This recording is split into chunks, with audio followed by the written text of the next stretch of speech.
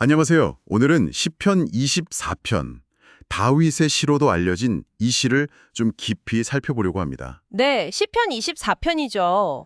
하나님의 주권이라든지 또 그분 앞에 누가 설 수 있는지, 그리고 그 영광의 왕이 누구신지, 이런 내용들을 노래하고 있죠. 바로 한번 들어가 볼까요? 좋습니다. 이 시편은 전체적으로 보면 한 세 부분 정도로 나눠볼 수 있을 것 같아요. 첫 부분은 이제 세상을 만드신 창조주 하나님에 대한 선포고요. 네, 1, 2절 말씀이죠. 그렇죠. 그리고 두 번째는 그 하나님 앞에 나아가는 사람, 그 경배자의 조건에 대해 이야기하고요. 3절에서 6절까지요. 조건이 있군요. 네. 그리고 마지막 세 번째는 그야말로 승리의 왕으로 입성하시는 하나님의 영광. 이걸 아주 극적으로 보여줍니다. 7절부터 10절까지요. 정말 구성이 탄탄하네요. 그럼 첫 부분부터 볼까요? 1절부터가 아주 강력한데요. 땅과 거기에 충만한 것과 세계와 그 가운데 사는 자들은 다 여호와의 것이로다. 와, 네, 정말 대단한 선언이죠. 그냥 뭐 망설임 없이 모든 것이 하나님의 소유다. 이렇게 딱 못 받고 시작하잖아요. 맞아요. 그리고 2절에 보면 여호와께서 그 터를 바다 위에 세우시며 강들 위에 건설하셨도다. 이 표현은 좀 어떤 의미일까요? 그냥 땅을 만드셨다는 건가요? 그 이상의 의미가 담겨 있다고 봐야죠. 당시 고대 근동에서는 바다나 강 이런 것들이 좀 혼돈 혹은 통제 불가능한 힘, 뭐 이런 걸 상징했거든요. 혼돈의 상징이요? 네. 그런데 하나님께서 바로 그 혼돈의 세력 위에 질서 있는 이 세계를 세우셨다는 거예요. 그러니까 이건 단순한 창조를 넘어서 하나님의 어떤 절대적인 통치권, 그 능력을 보여주는 거죠. 문제가 결국 하나님의 주권 아래에 있다는 것을 아주 강력하게 선포하는 그런 신앙 고백이라고 할 수 있습니다. 와, 듣고 보니까 이 세상을 바라보는 시각이 좀 달라지는 것 같아요. 우리가 그냥 딛고 서 있는 이 땅이 그 밑에는 하나님의 능력이 기초가 되어 있다는 거잖아요. 네, 맞습니다. 청취자분께서도 아마 주변을 둘러보시면서 이 모든 것의 진짜 주인이 누구실까 한 번쯤 생각해 보시면 어떨까 싶네요. 좋은 생각입니다. 자, 그러면 이렇게 위대하신 창조주 하나님께 과연 누가 나아갈 수 있을까요? 바로 이 질문이 3절에 나오죠. 여호와의 산에 오를 자가 누구며 그의 거룩한 곳에 설 자가 누구인가? 네, 아주 중요한 질문이죠. 그리고 바로 4절에서 그 답을 딱 제시합니다. 들어보시면 곧 손이 깨끗하며 마음이 청결하며 뜻을 허탄한 데에 두지 아니하며 거짓 맹세하지 아니하는 자로다. 손, 마음, 뜻, 맹세 다 나오네요. 그렇죠. 여기서 우리가 주목해야 할 점은 뭐 제사장이라든지 특별한 신분 아니면 뭐 겉으로 보이는 어떤 형식을 말하는 게 아니라는 거예요.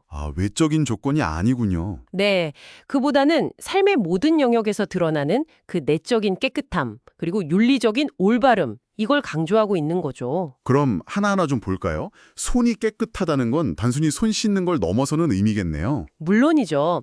이건 행동의 의로움, 그러니까 다른 사람에게 해를 끼치지 않고 정의롭게 행하는 것을 의미한다고 볼 수 있고요. 행동, 그렇군요.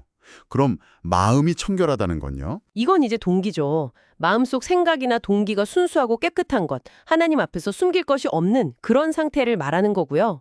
동기의 순수함. 그리고 뜻을 허탄한 데에 두지 않는다. 이건 뭘까요? 허탄한데, 헛된 것, 뭐 우상 같은 걸까요? 맞습니다. 헛된 우상이나 세상적인 가치에 마음을 두지 않고 오직 하나님께만 참된 가치를 두는 그런 삶의 방향성, 목표를 의미하는 거죠. 마지막으로 거짓 맹세하지 않는다. 이건 정직함이겠네요. 그렇죠. 말과 행동에 있어서의 진실성, 신실함, 다른 사람과의 관계, 또 하나님과의 관계에서 정직해야 한다는 걸 강조하는 겁니다. 결국 행동, 동기, 가치관, 그리고 관계까지 삶의 전반에 걸쳐서 하나님 앞에서 진실하고 깨끗해야 한다. 이런 요구군요. 와, 기준이 상당히 높네요. 네, 어떻게 보면 1, 2절에서 선포된 그 하나님의 절대적인 주권과 거룩하심 앞에서 인간이 보여야 할 당연한 반응이라고도 할 수 있을 것 같아요. 그 위대하신 하나님 앞에 서려면 이 정도는 되어야 한다. 그렇죠. 그리고 이런 사람에게 하나님께서 복을 주시고 또 의롭다고 인정해 주신다. 5절 이렇게 말씀하고요. 이런 이들이야말로 진정으로 야곱의 하나님의 얼굴을 구하는 자 6절 이렇게 결론 짓습니다. 6절 끝에 셀라라는 표시가 있는데 이건 뭔가요? 아, 셀라. 이게 정확히 뭔지는 의견이 좀 분분한데요. 보통은 음악적인 지시어, 예를 들면 뭐 연주를 잠시 멈추거나 악기 소리를 높이라는 표시로 보기도 하고요. 아니면 여기서 잠시 숨을 고르면서 앞의 내용을 깊이 묵상하라는 의미로 해석하기도 합니다. 잠시 멈춰서 묵상하라. 이 조건들이 나에게는 어떻게 해당될까 생각해보라는 거군요. 네. 청취자분께서도 한번 잠시 생각해 보시면 좋겠습니다. 내 손은 깨끗한가? 내 마음은 청결한가? 하고요. 네, 좋습니다. 자, 그런데 이제 6절까지의 내용과는 분위기가 확 달라지죠. 7절입니다. 문들아, 너희 머리를 들지어다. 영원한 문들아 들릴지어다. 영광의 왕이 들어가시리로다. 갑자기 막 뭉장해져요. 그렇죠. 마치 축제의 함성 같기도 하고 개선행진곡이 울려 퍼지는 듯한 느낌이죠. 맞아요. 개선 장군을 맞이하는 그런 분위기 같아요. 네, 아마도 이건 하나님의 임재, 구체적으로는 언약궤가 예루살렘 성이나 혹은 성전 안으로 들어가는 그 장엄한 행렬을 묘사하는 것으로 보여요. 아, 언약궤 행렬이요? 네, 그래서 문들에게 마치 사람에게 말하듯이 머리를 들라고 외치잖아요. 이건 그냥 문을 열라는 걸 넘어서 가장 높으신 왕, 영광의 왕을 맞이하기 위해서 최대한의 경의를 표하며 활짝 열어젖히라는 그런 명령처럼 들리죠. 온 우주가 왕의 입장을 경배하며 준비하는 느낌이네요. 그리고 바로 질문과 답이 이어지면서 긴장감을 더하는데요. 8절, 영광의 왕이 누구시냐? 그리고 그 답이 나오죠. 강하고 능한 여호와시오. 전쟁에 능한 여호와시로다. 여기서 하나님의 압도적인 힘, 그리고 모든 대적을 물리치시는 승리의 모습이 강조됩니다. 강하고 능한 여호와. 전쟁에 능한 여호와. 정말 강력하네요. 네. 그리고 이걸로 끝나지 않죠. 9절에서 다시 한번 문들에게 머리를 들지어다라고 반복해서 촉구한 뒤에 10절에서 마지막 질문을 던집니다. 영광의 원이 누구시냐? 이번에는 답이 뭘까요? 최종적인 답은 이것입니다. 만군의 여호와께서 곧 영광의 왕이시로다. 셀라. 만군의 여호와. 표현입니다. 와, 그러니까 창조주이시고 1-2절, 거룩한 경배를 받으실 분이시고 3-6절, 동시에 모든 것을 다스리시고 모든 전쟁에서 승리하시는 전능한 왕 7-10절, 그분이 바로 여호와 하나님이시다 이렇게 선포하는 거군요. 정말 클라이맥스네요. 정확합니다. 시 전체의 내용이 이 마지막 선포를 향해 달려왔다고 해도 과언이 아니죠. 네, 오늘 시편 24편을 통해서 정말 다양한 하나님의 모습을 만난 것 같습니다. 만물의 주인이신 창조주 하나님, 그리고 그분 앞에 서기 위해서는 우리 삶의 모든 영역에서 깨끗함과 정결함이 필요하다는 것. 마지막으로 그분은 정말 누구도 대적할 수 없는 강하고 능하신 만군의 여호와, 영광의 왕이시라는 것.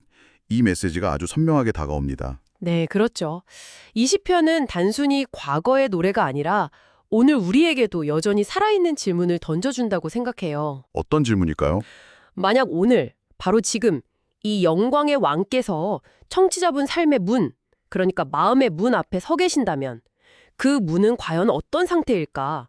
그리고 그 영광의 왕을 내 삶의 주인으로 맞이하기 위해서 나는 지금 무엇을 준비하고 정돈해야 할까? 아, 영광의 왕을 맞이할 준비.